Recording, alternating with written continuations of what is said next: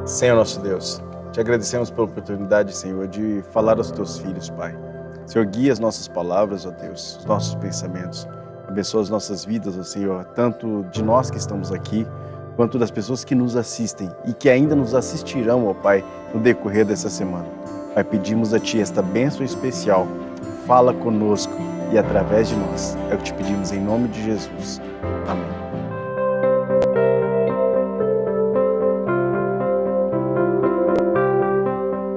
Paz do Senhor, meus irmãos, estamos aqui novamente no Templo da Assembleia de Deus, no Ministério Belém, no campo de Presidente Prudente, pastoreado pelo pastor Samuel Padilha de Siqueira, para tratar acerca da EBD, na lição bíblica que fala sobre os dons espirituais e os dons ministeriais. Nesta feita, iniciaremos os dons ministeriais. E a primeira lição a tratar sobre isso é a lição 6, o Ministério de Apóstolo. O textuário desta lição se encontra na carta de Paulo aos Efésios, capítulo 4, versículo 11. E ele mesmo deu uns para apóstolos, e outros para profetas, e outros para evangelistas, e outros para pastores e doutores. Efésios 4, 11.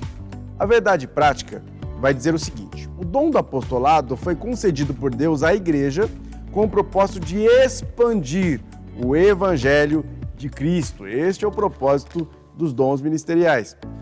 A leitura já é bem identificada pelo textuário, né? Efésios capítulo 4, nos versículos 7 até o versículo 16. E para trazer este importante debate, para iniciar, introduzir este importante debate, trago a vocês o nosso amigo Diego Fonseca. Tudo bem, Júnior? Bom dia, queridos irmãos. Nós estamos, portanto, iniciando mais um ciclo de subsídios nessa revista da EBD, na perspectiva do pastor Elinaldo, com especificidade agora falando sobre os dons ministeriais. Observe que as outras lições, a quinta lição, nós estudamos com especificidade um foco nos dons espirituais, mas agora, referenciando-nos na carta de Paulo aos Efésios, mais especialmente o capítulo 4, nós observaremos os dons ministeriais.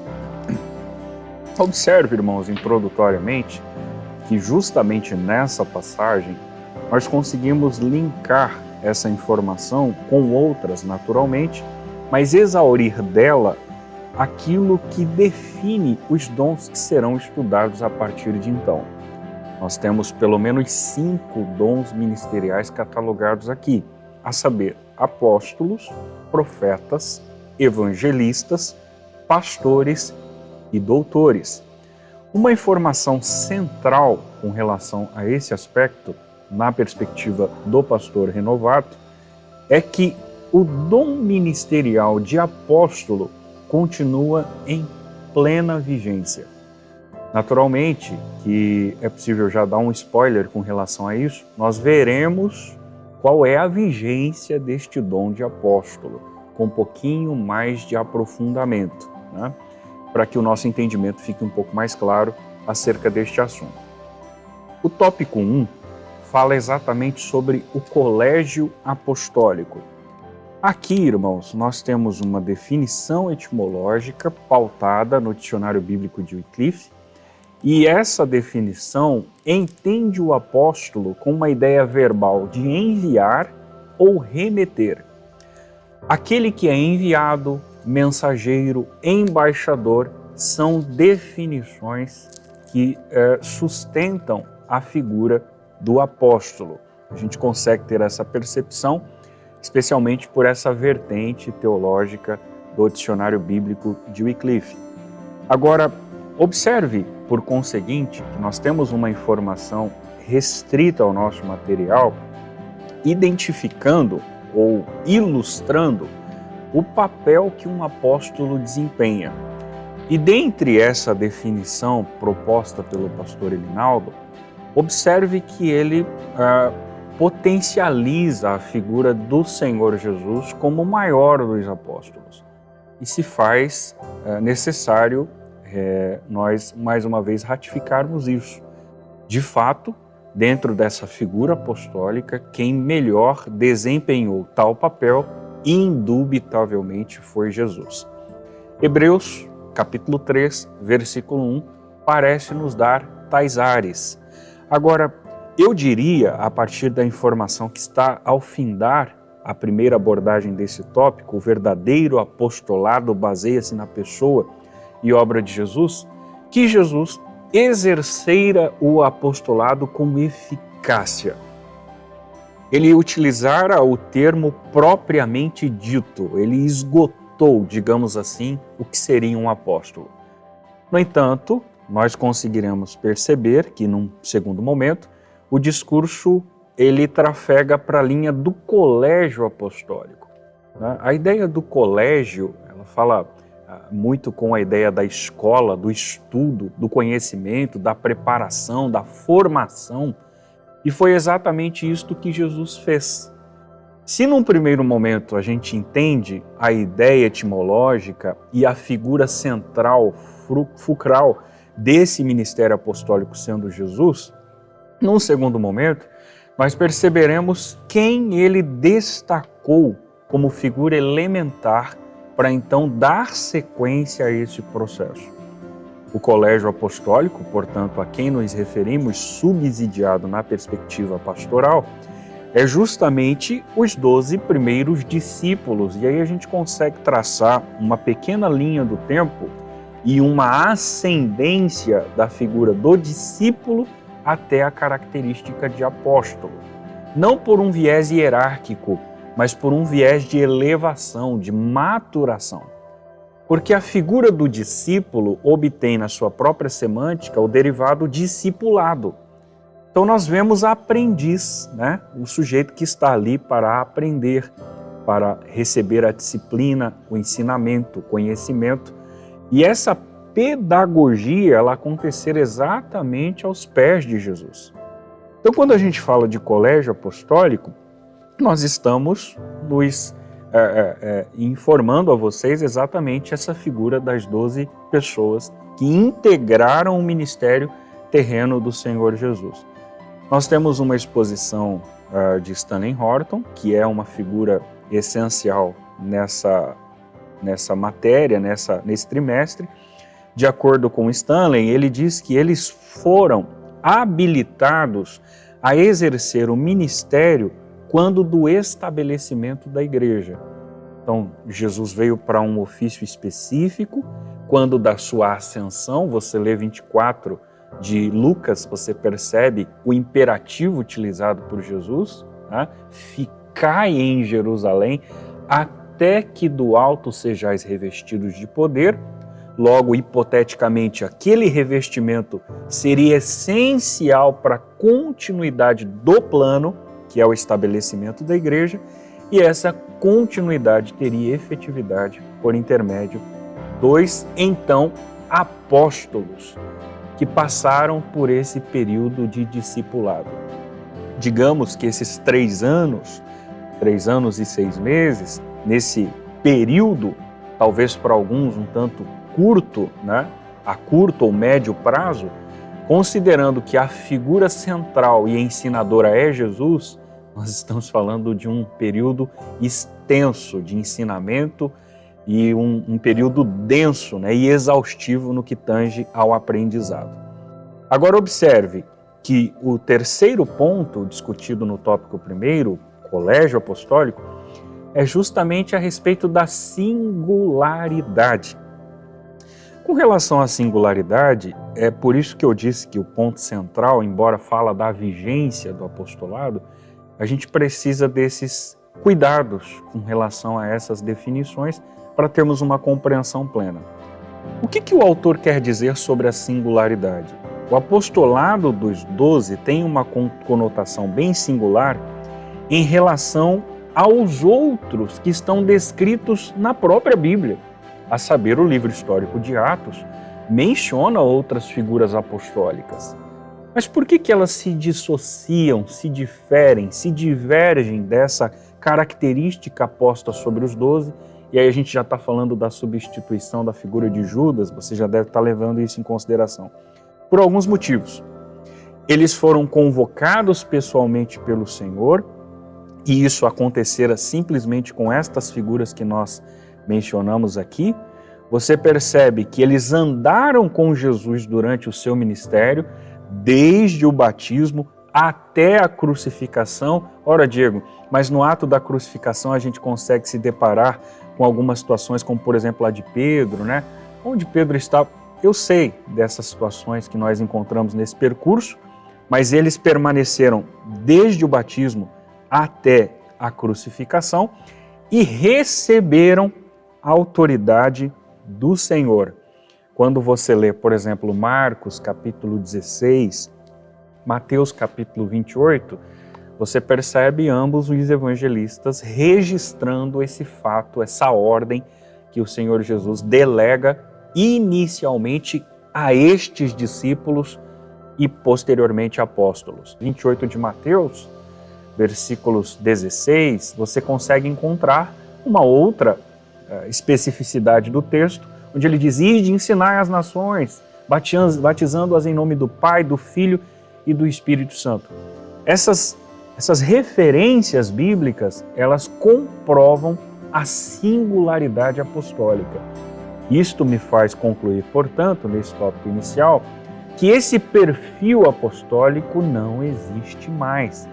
Ele fora exclusivo para aquele tempo, para aquele momento, para aquele contexto. Mas e outras realidades, Diego? Estas outras realidades vão ser discutidas a partir dos tópicos 2 e tópico 3. Por exemplo, eu vou passar a palavra ao Júnior, que no tópico 2 falará sobre o apóstolo Paulo. E no tópico 3, por conseguinte, a gente volta então a falar sobre a apostolicidade atual. Ok? Com você, Júnior. Paz, Senhor, meus irmãos. Obrigado, Diego. Queridos, talvez falar sobre o apóstolo Paulo seja algo que quase que inesgotável, para se resumir ali rapidamente sobre a questão do apostolicidade dele. E nós temos a satisfação no nosso campo de ter um rapaz, um jovem presbítero, nosso amigo, que conhece muito mais de Paulo do que eu, e eu teria que trazer ele aqui para falar para vocês sobre Paulo, nosso irmão Jorge. Porém, dentro daquilo que conhecemos, podemos citar algumas coisas sobre Paulo, baseado em alguns autores, que nos ajudam a entender essa questão do apostolado tardio. O que seria esse apostolado tardio? Seria a ideia de apóstolos que vieram após este colégio apostólico instaurado pelos 12. Não só o caso de Matias, que substituiu Judas, que ele preenchia esses detalhes, né? Ele fazia parte dos 70, então ele preenchia esses requisitos, mas o próprio apóstolo Paulo, Tiago, irmão do Senhor, por exemplo, que fazia parte da liderança dos apóstolos e que não preenchia todos estes quesitos, porque se converteu, na verdade, depois da morte de Cristo. Então nós temos Barnabé, nós temos inúmeros outros nomes que trariam esta ideia de apostolado tardio, mas já não ligados aos 12 iniciais, que tem uma referência singular, como o Diego já explicou. O apóstolo Paulo é este abortivo, usando as próprias palavras do Paulo, este apóstolo que foi chamado depois. E quem é este Paulo? Ou melhor, inicialmente falando, como este Saulo de Tarso, né? Esse era o nome pelo qual ele se chamava. Tarso é uma metrópole, uma grande cidade que fica a 19 quilômetros da Cilícia, é uma cidade proeminente da Ásia Menor, que hoje seria a Turquia. Segundo os seus biógrafos e os seus historiadores, ele era órfão de mãe, foi órfão de mãe aos 9 anos, filho de um proeminente fabricante de tendas. Ambos os pais eram de linha farisaica, o pai era fariseu importante, beneficiário de uma herança cultural e religiosa muito rica. John Pollock, um dos seus biógrafos, disse que esses pais, aos 13 anos de idade, por causa da morte de Augusto, manda Saulo para a Palestina.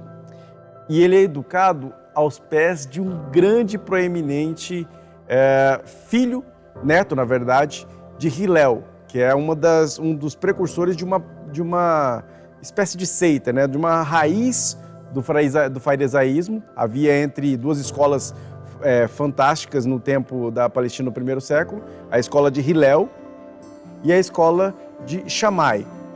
Hillel era mais liberal, um pouco mais culta, que aceitava algumas coisas, por exemplo, o aprendizado da língua grega.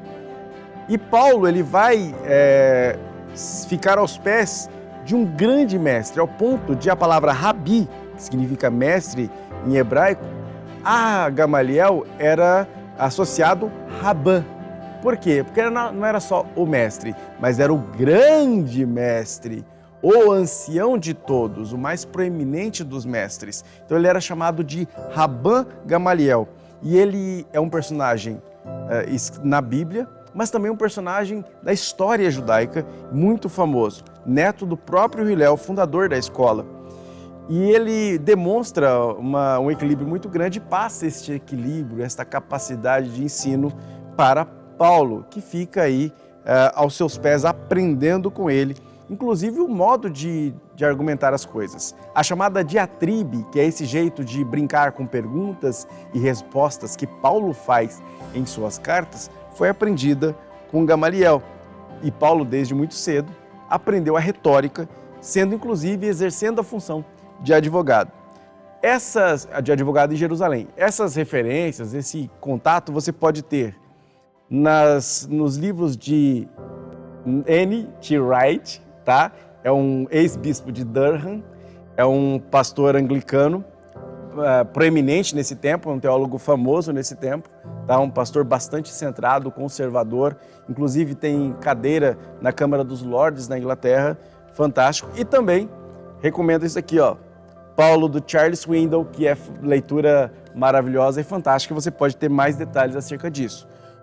Trazendo esse ponto, o ponto 2 vai falar que Paulo ele é proeminente também na sua escrita.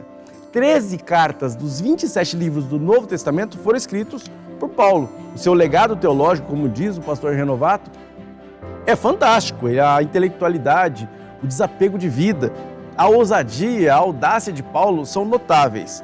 O próprio nome Saulo acaba sendo modificado pelo próprio Paulo. Ele adota o nome Paulus, o nome latino, Paulus, né?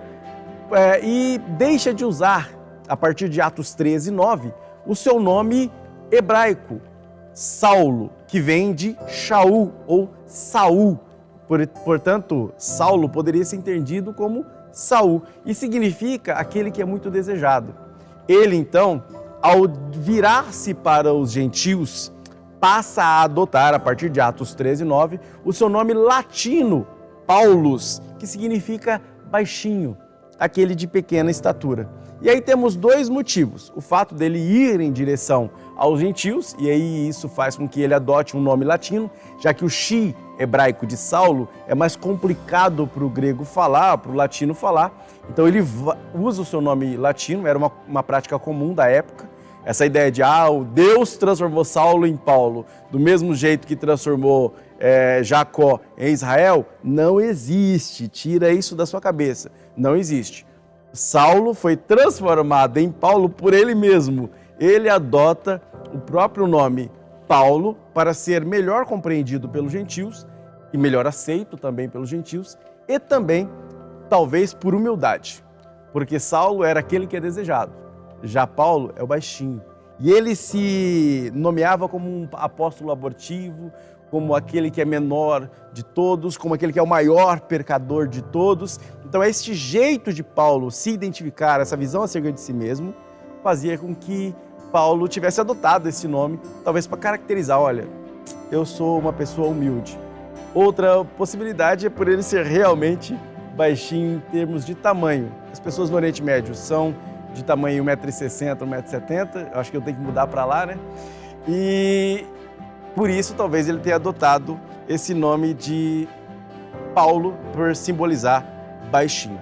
Mesmo assim, ele é reconhecido como apóstolo entre o colégio apostólico, principalmente por causa da sua revelação, da sua conversão através de Cristo. Ele foi ensinado pelo próprio Cristo, ele foi orientado pelo próprio Cristo após a sua morte. Um Cristo já ressurreto, um Cristo já ascendido. Então é uma revelação importante. Paulo se torna aí o segundo personagem mais importante do Novo Testamento, escrevendo, e a sua carta aos Romanos, por exemplo, influenciou a história, né? Influenciou Lutero, influenciou Agostinho, influenciou São Francisco de Assis, influenciou inúmeros personagens em toda a história e ainda continua influenciando. Portanto, nós temos aí Paulo como um apóstolo tardio, que vale a pena mencionar. Seu legado apostólico, as igrejas que ele trouxe são o seu selo. 1 Coríntios 9:2, ele diz isso de forma categórica. Então, meus irmãos, nós temos aí uma demonstração do agir apostólico, fundando igrejas, mantendo igrejas e agindo como um desbravador, que é exatamente sobre esse ministério, não ofício, ministério, que nosso amigo Diego vai voltar a falar, falando sobre a atualidade, né, Diego? Exatamente, Júnior. Tópico 3 fala sobre a apostolicidade atual, e aqui a gente precisa de uma conversa muito mais contemporânea, né? Até então, o que colocamos no tópico 1 e essa excelente fundamentação do Júnior com relação ao Paulo especificamente, são assuntos mais históricos, mas o tópico de número 3 nós temos uma linguagem contemporânea. O que nós podemos falar acerca da apostolicidade odierna, hoje, atual, né? O tópico de número 3 e o ponto inicial discursa um assunto um tanto redundante. Eu digo isso porque o que está posto aqui, falamos a princípio no tópico 1, eu vou reforçar a fala, mas ela será um tanto redundante. Veja por quê. Primeiro, a questão a ser indagada aqui é se ainda há apóstolos, e eu acho essa pergunta pertinente, né? O há no sentido de existir, se existe apóstolo no nosso contexto, e a definição é muito explícita pelo pastor Renovato. Ele vai responder que apóstolos como os 12, fato já abordado inicial e secundariamente, não existem. Aquilo foi uma singularidade específica para o contexto do ministério terreno de Jesus. Então essa é uma resposta explícita às referências bíblicas, algumas delas já foram mencionadas, os pré-requisitos para se contemplar naquela função também já foram mencionados. Cabe, portanto, você linkar aquela informação inicial e encaixá-la agora para responder à primeira questão abordada pelo pastor Elinaldo. Ainda há apóstolos, como os 12, não existem, mas ainda há esse ministério. Esse ministério ainda existe, não cessou como uma corrente teológica acredita não só que os espirituais, mas este especificamente dom ministerial tenha cessado. Não, esse ministério ainda acontece, ainda se desenvolve. Falando exatamente do movimento pentecostalismo clássico, né, e aí envolvendo as Assembleias de Deus, na sua estrutura litúrgica nós não temos hierarquicamente a figura de apóstolo. Você não vai encontrar nessa grade, digamos, curricular, a figura apostólica. No entanto, isso não faz com que esse ministério caia em descrédito ou não exista. Não existe o título, mas existe a essência, a manifestação. A causa é legítima e a gente concorda com isso. Ele vai dizer, inclusive, nesse ponto inicial, que o colégio apostólico foi formado por um grupo limitado de discípulos, não havendo, portanto, uma sucessão apostólica. Esse assunto de sucessão você vai observar, por exemplo, no ponto de número 2, apóstolos fora dos 12. O pastor Elinaldo reforça a vigência do dom. Existem correntes que discordam, mas o pastor uma vez mais reforça. Agora observe o que diz aqui, no ponto de número 2. Ao longo do Novo Testamento e no primeiro século da igreja, o termo apóstolo recebeu um significado mais amplo de um dom ministerial distribuído para a igreja local. A própria fundamentação, além da revista dada pelo pastor Elinaldo, você vai encontrar a possibilidade que recaía sobre aqueles apóstolos, que é o exercício de um ministério polivalente. Hoje você encontra a polivalência de uma maneira mais brusca, digamos assim, no exercício da expressão, no campo educacional. Especialmente na educação infantil e nos anos iniciais do ensino fundamental, é muito comum o exercício de um educador ou professor exercer o ofício de polivalente. Na realidade, isso recai sobre os seus ombros. E o que significa o papel desse educador na educação infantil e professor nos anos iniciais? A polivalência. Ele precisa trafegar por todos os campos que são basilares para a formação inicial do sujeito. Ou seja, ele vai falar de história, ele vai falar de geografia, ele vai falar de gramática em português, de cálculo em matemática, tendo uma formação pedagógica. E isso o torna um sujeito polivalente, porque ele vai trafegar por todos os quadros elementares da formação educacional, o que não ocorre no segundo ciclo do ensino fundamental e médio, quando o formando, então, agora tem uma especificidade. O que eu posso fazer de associação com isso ao apóstolo? O apóstolo dos dias de Jesus, ou nos primórdios da igreja cristã, ele exercia exatamente esse papel. Ele não era simplesmente um fundador de igrejas, não tinha simplesmente um aspecto missiológico. Ele era um profeta, ele era um mestre, ele precisava instruir o povo, pregar a palavra. Então essas multifacetas fazia com que esse sujeito também fosse um sujeito polivalente. Então esta apostolicidade era uma apostolicidade local para aquele contexto, mas que diverge para o nosso. Porque no nosso contexto, e aí o pastor Elinaldo comenta sobre isso, nós temos um significado muito mais amplo e um afunilamento com relação ao exercício desse ministério. O apóstolo hoje já não mais exerce essa figura polivalente.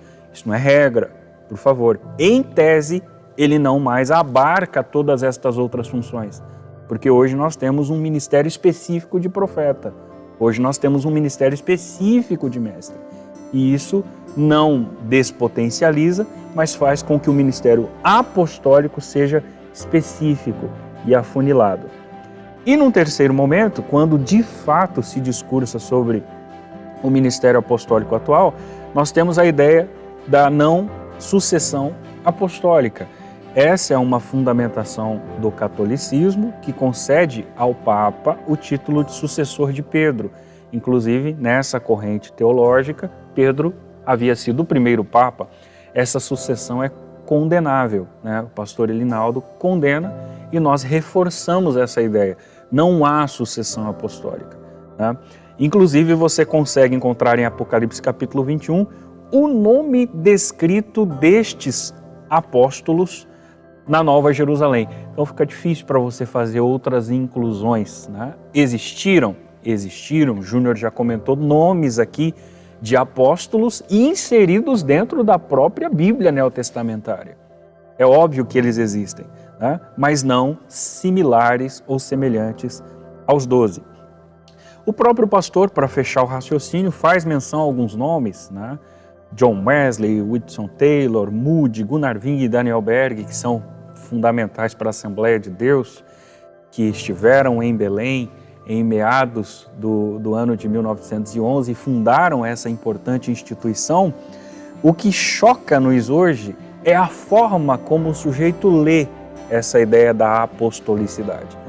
A forma como muitos, especialmente a partir de movimentos da década de 70 para cá, chamado neopentecostais, leem a apostolicidade mais por um viés hierárquico do que explicitamente bíblico, né? E quando eu me refiro a isso, eu digo que o sujeito atinge a posição de pastor, mas ele acha que pastor já ficou um tanto que em descrédito com relação ao seu potencial. Ele tem condições de galgar uma posição mais elevada e, portanto, o pastor já é pouco para definir a sua capacidade. Eu preciso de uma elevação.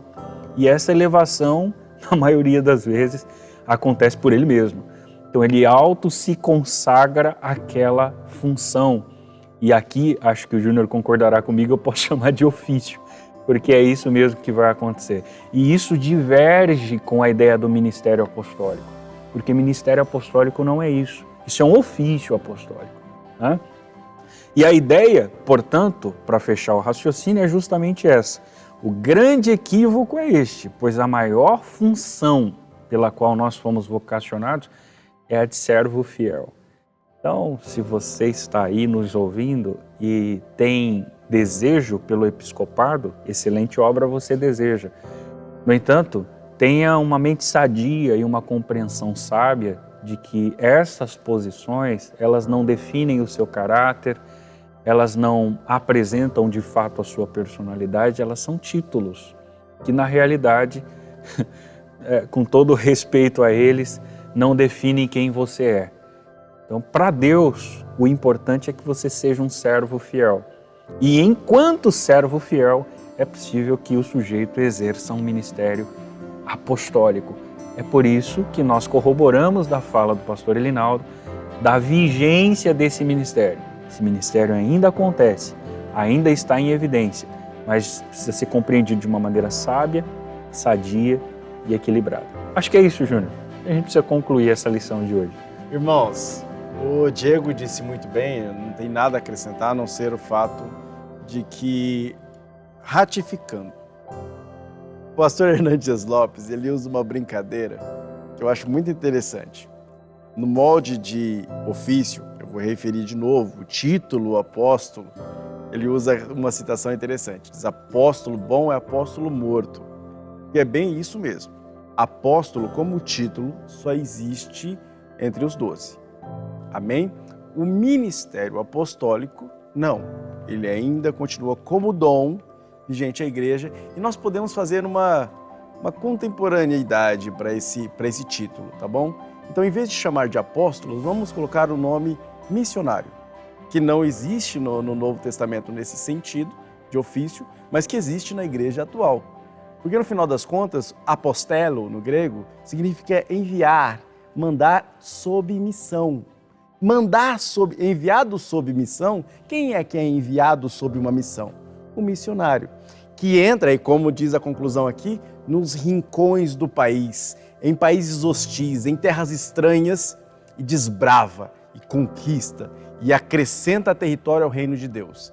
Este desbravador, sim, é um dom ministerial dado à igreja. E você acha que esse missionário, puxa aí na sua mente quem você conhece, aquele irmão e irmã que invade os rincões do país, lutando todos os dias para conquistar uma alma a Cristo. Você acha que ele se preocupa com os títulos? Acho que ele falaria como eu, Diego, quando falo para os meus alunos, quando falava para os meus alunos ali no tatame. Faixa preta só serve para amarrar as calças, citando o Bruce Lee. No final das contas, o objetivo de vida é trazer a alma a Cristo. E é isso que realmente importa e é esse o dom dado à igreja, né, Diego? É isso mesmo, meus irmãos. Que alegria ter vocês aqui conosco mais uma vez. A gente findou a lição de número 6, né, Júnior? Já estamos praticamente na metade desse trimestre e é sempre um prazer imenso ter você conosco. Não se esqueça, se inscreva, peça para outras pessoas se inscreverem nesse canal, acompanhar essa mídia, verificar a playlist, deixar o seu like e registrar o seu comentário. E claro, levar isso para muita gente, não é, Júnior? É isso aí, pessoal. Contamos com vocês. Escreve aqui no comentário, dialoga conosco, estamos sempre à disposição. Amém? Deus abençoe.